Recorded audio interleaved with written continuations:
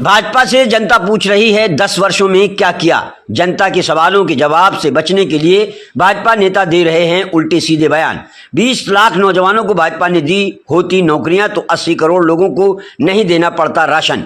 भाजपा से आम जनता परेशान, सपा और इंडिया गठबंधन को मिल रहा जनता का समर्थन। मैनपुरी लोकसभा क्षेत्र से सपा प्रत्याशी डिंपल यादव की होगी ऐतिहासिक मतों से जीत। आजमगढ़ से सपा प्रत्याशी धर्मेंद्र यादव शुक्रवार को मैनपुरी पहुंचे। उन्होंने पत्रकारों के सवालों का जवाब देते हुए कहा, इस बार डिंपल यादव की ऐतिहासिक जीत होगी।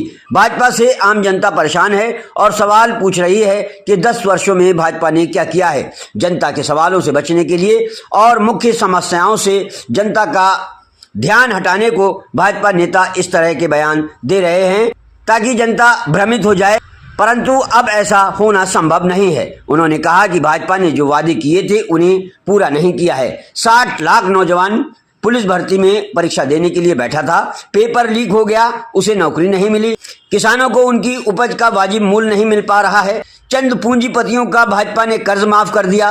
किसान कर्ज में डूबा हुआ है, आत्महत्या करने को मजबूर हो रहा है। भाजपा नेता आम जनता का ध्यान भटकाने में माहिर है, लेकिन इस बार मतदाता संविधान और लोकतंत्र बचाने के लिए मतदान कर रहे हैं। पूर्व सांसद धर्मेंद्र यादव ने और क्या कहा, आइए सुनते हैं। मैनपुरी से क्यूबी न्यूज के ब्यूरो चीफ राकेश रागी की रिपोर्ट।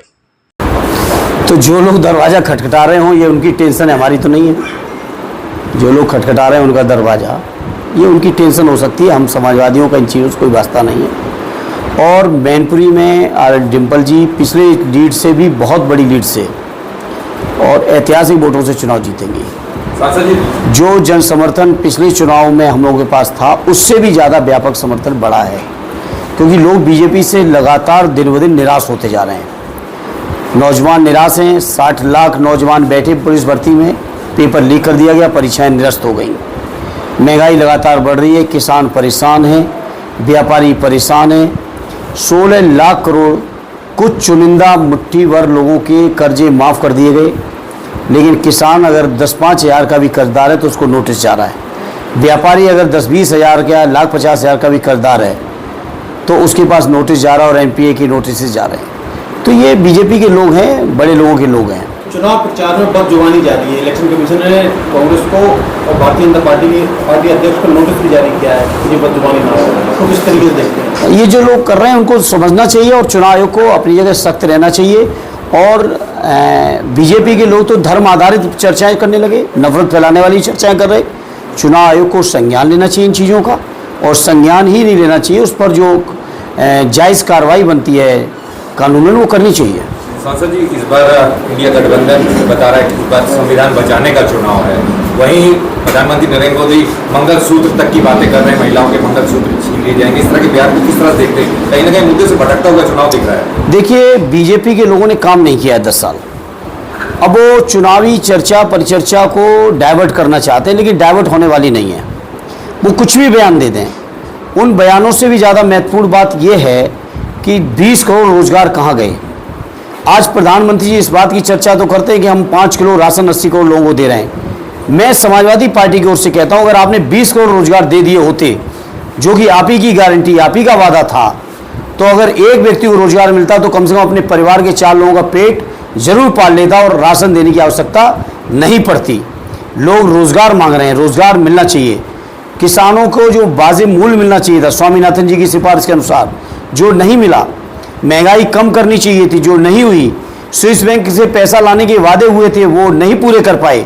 आज जब जनता इन चीज़ों की सवाल कर रही है तो भारतीय जनता पार्टी और प्रधानमंत्री जी चर्चा को इधर उधर घुमाना चाहते हैं। हालांकि मैं इतना ही कहूँगा, ये संवेदनहीन लोग हैं, इनको मंगलसूत्र की वैल्यू नहीं पता है। जो माताएं बहनें मंगलसूत्र पहनती हैं उनको एहसास है वो केवल उनके लिए एक आभूषण नहीं है, वो उनके लिए इमोशन है। उस इमोशन को ये बीजेपी के लोग नहीं समझते हैं। हालांकि इस बात का जवाब वोट के तौर पर हमारी माताएं बहनें जरूर देंगी। 7 चरणों में चुनाव होने, पहले फेज का वोटिंग हो चुकी है, दूसरे चरण की आज हो रही है।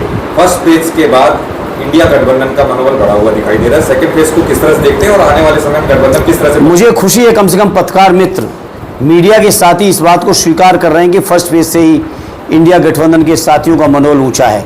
और जैसा हमारे राष्ट्रीय अध्यक्ष जी ने कहा कि लगातार चरणबद्ध तरीके से बीजेपी हारती जाएगी और इंडिया लगातार जीतती जाएगी। पहले फेज़ के वोट पड़ चुके हैं, आपके सामने हैं। दूसरे चरण आज चल रहा है।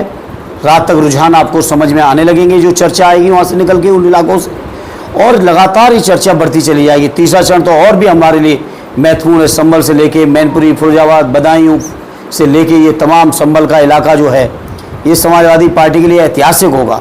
और बहुत सारी वो सीटें जो हम लोग कभी नहीं जीत पा रहे थे पिछले चुनावों में, उन सीटों पर भी ऐतिहासिक परिणाम समाजवादी पार्टी और इंडिया गठबंधन के लिए इस चुनाव में आ रहा है, इसमें कोई शंका नहीं है। अच्छा, बम्पर वोटिंग को किस तरह से देखते हैं आप? जिस तरह से वोटों इस बार ज़्यादा परसेंटेज ज़्यादा जा रहा है इसको मतदान का, लोगों का गुस्सा बढ़ता चला जा रहा है।